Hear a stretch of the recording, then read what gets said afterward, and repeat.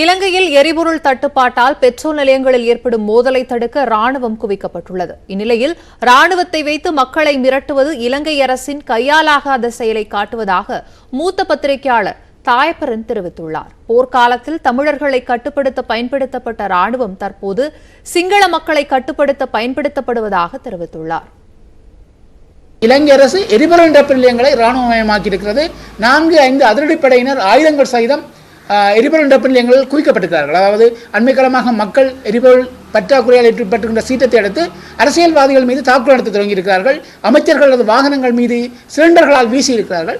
இதனை அடுத்து அவரை கட்டுப்படுத்துவதற்கு இராணுவ துப்பாக்கி முனையில் தமிழர்களை எவ்வாறு கட்டுப்படுத்துகிறார்களோ அதேபோன்று சிங்கள மக்களை கட்டுப்படுத்துவதற்கு இப்பொழுது படையினர் இறக்கப்பட்டிருக்கிறார்கள்.